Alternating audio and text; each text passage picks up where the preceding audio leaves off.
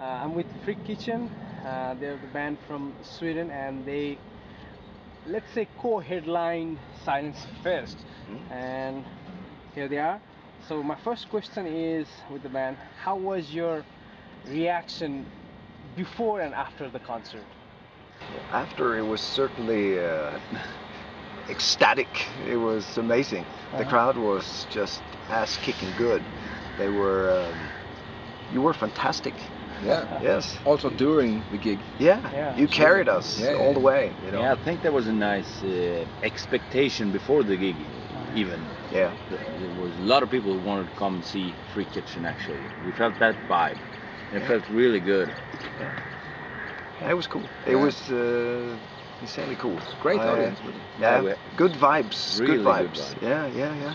Really cool. Wonderful. We love you. We want to come back. Spread the word so we can come back. Yes. Maybe not next year, but maybe in 2 years. Maybe. Yes. Why not? And we come back next year. Maybe as well. every year. Sure. Every year. Sure. Why not? Why not? So, Okay. So, is this your first gig in South Asian countries, or? No, we played many times in India. Okay. And Southeast Asia. We've also been to Japan. Yeah. I've been all over the place with my guitar. I was here last year in Kathmandu, did a tone music guitar clinic. So little by little we conquer the world slowly, but that's how Vikings do it. You know, we came here by boat that we made ourselves, so it takes a while to sail from. Is there any difference between playing in, let's say, in India and the last gig in Jawalakhel? Was there any difference? Not really, but it's a little better organized here. Yeah. It's more you get up better on equipment stage. also. Yeah, the equipment is great, and the organization feels great. Yeah. It's very professional. Come up on stage here. Yeah. In India, it can be a little. We love it. We love playing in India, but it could be a little bit like what's happening here on stage. Power runs out. Yeah. And the gear is a little bit maybe. Yeah, but, we're a metal band, and then you walk on stage, and because we don't bring our own equipment, and it's like a 2-speaker blues amp with no distortion. So this we're not going to survive this gig. Tiny drums, but we Give me a stack. We do it anyway. Yeah. All right. Fuck it. Yeah. But yeah, Silence Festival was insanely well organized and better than a lot of the European festivals in a way as well. You know, so everything was smooth and clean and nice, so we could perform a maximum tip-top show. Yeah. So, would you recommend any other bands to come here and play? Certainly, yes, certainly. Yeah. We will drag them here ourselves. So yeah. So, okay, let's start with how the band started, and it's been 20 years, right? So how has the journey been and all these stuffs? Okay, let's sum up 20 years in 30 seconds. Well, let's do that. Well, I started the band 20 years ago in 1992 when I was sick and tired of working with as not a hired gun, but I was just a guitar player in a band, and I didn't like working with different singers, but I wanted to write my own stuff and so on. So I was living in Copenhagen at the time. I moved back to Gothenburg, put Freak Kitchen together, and 2 years later we released our first album called Appetizer. And the first lineup, drummer and bass player, we've always been a trio. We were together for 8 years, and then Chris and Björn joined at the millennium and took it to a completely different level in every way. So and we have recorded so far. Well, we're working on the 4th album together. Yeah. So this is in total the 8th Freak Kitchen album.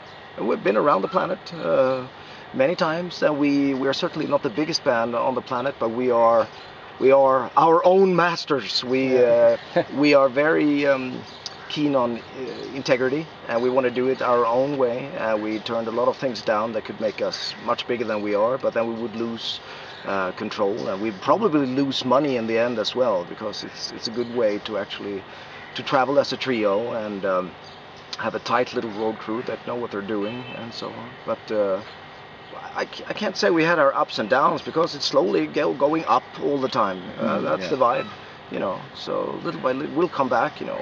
And we deliver. We want to play music. We do this because we like it. We are a rock band. We plug in. We don't use trig drums or backing tracks or whatever. So in that sense, we're old school. We actually had fire. We had fire. We didn't know. I saw that. Fire, fire. It's in front of me. It Yes. was fire. Fire, I felt, fire. whoa, this Yeah. is like Kiss, man. Yeah. Fire. That's really cool. Yeah, sometimes you're still like a child, you know, Yeah. when you're on stage. It's just those basic feelings comes Yeah. up, and you're just, oh, this is so fantastic. Yeah, we and like it's the nice fire. to maintain that feeling towards playing, Yeah. because then you keep it fresh. Yeah. Even if you've done it for And such a long time. Probably this is what makes you feel young and younger, probably. Yeah, definitely. Yeah, it does. It's in our blood. It Yeah. sounds like a cliche, but it really is. I pretend I'm a jazz musician for about 25 to 29 seconds every year, and I was like, okay, I'll do some bebop, and I was like, well, what the, I'll turn it up to 11. We may use, I don't know, sophisticated is maybe the wrong word, but we may use different time signature, unorthodox tonality that we steal from different parts of the world and so on. But we still incorporated something you can bang your head to and jump up and down, even if it's South Indian reduction structures from Carnatic music. You can still, you don't have to give a shit. You can just rock out if you want to. But if you want to get deeper into it, there's a lot of stuff going on, and it works on many layers. We're such a fantastic band, aren't we? Okay, so like you are basically a touring band, right? So Yeah, what's the touring best and recording. part of being a touring band, let's say? Being on stage. To play on. Yeah. Yeah. It's always wonderful to get on stage. You get up there and you see the gear, and you Yeah. look out towards the place you're gonna, play. The crowd. And, yeah, the crowd. Even if the crowd is not there yet, you just stand You there imagine and the crowd. Yeah, Yeah. get mentally prepared. It's just wonderful. It's nice to hang with two guys you like. Also. Yeah. We have we're good like you friends, too. and we have a good time, even off stage. But So can I ask you how come you guys? How did you guys meet? Actually?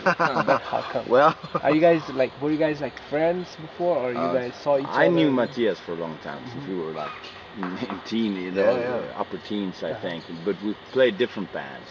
So I had a band, I was the lead singer, and he had a band, and he was doing his thing, and we worked like parallel things until that crucial day when he asked me if I knew any good bass player, and I was the lead singer, and I said, I want to be in the band. I said, you don't play the bass. And you said, well, I know, but I want to be in the band. but you don't play the bass. I said again, it doesn't matter. Don't audition anyone else. I'm coming over tomorrow. And he did. And I gave him a bass, and I knew he was kick-ass on stage and a I didn't good even guy. have a bass. No. So and that was how the band got together. It imploded, and the band didn't exist for a couple of hours. And then I got sort of angry. It's like, well, fuck it. It's my life. I continue if I want to.